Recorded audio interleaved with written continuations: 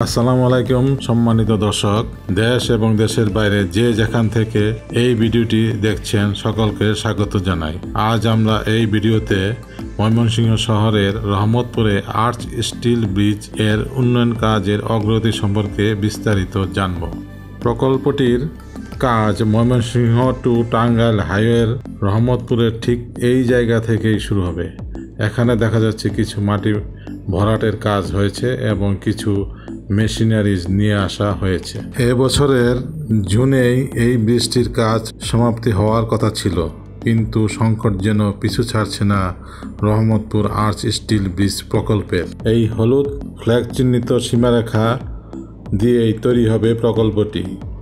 এই rail লাইনটিকেও overpass করবে এটি ময়মনসিংহ টু জামালপুর টু দেওয়ানগঞ্জ ও যমুনা সেতু রেল লাইন। নানা জটিলতায় এখনও কাজে তেমন কোনো অগ্রগতি নেই এখানে। এই সড়কটির পাশ দিয়েই হবে প্রকল্পটি। এখানেও কাজের কোনো অগ্রগতি চোখে পড়ছে না। নদীর পাড়ের রহমতপুর অংশে দেখা যাচ্ছে বেশ কিছু ভারী মালামাল নিয়ে আসা হয়েছে। এখানে পাইলিং এর কাজ অত্যন্ত ধীরগতিতে চলছে। সামনে যে দোকানটি এবং গাছগাছালি সহ বাড়ি দেখা যাচ্ছে, ওই বরাবরই তৈরি হবে মূল ব্রিজটি। বোঝাই যাচ্ছে যে এখানে জমি অধিগ্রহণের কাজ এখনো সম্পন্নই হয়নি। বাংলাদেশে কাজের ধীরগতি মানে আরও নতুন বাজেট, আরও নতুন করে টাকা লুটপাটের মহোৎসব। এখানে দেখা যাচ্ছে যে শ্রমিকরা রডের খাঁচার কাজ করছে, যা দিয়ে পরবর্তীতে পাইলিংয়ের কাজ করা হবে। আগের বার যখন ভিডিও করেছিলাম তখন এই গ্রাউন্ডের সব মেশিনারিগুলো বন্ধ ছিল। এবার এসে দেখতে পাচ্ছি নদীর উপরের যে বেইলি ব্রিজ তার কাজ সম্পন্ন হয়েছে।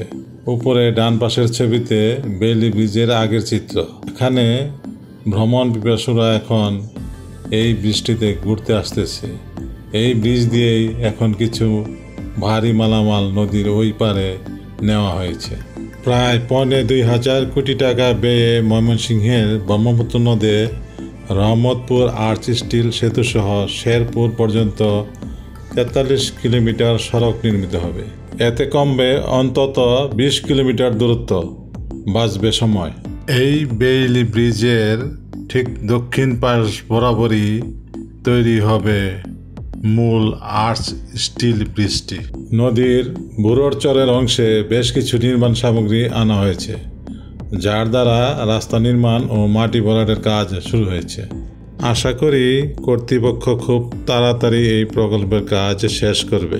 সেতুটি নির্মিত হলে যানজট নিরসনের পাশাপাশি শেরপুর ও ময়মনসিংহের যোগাযোগ ব্যবস্থায় আমূল পরিবর্তন আসবে।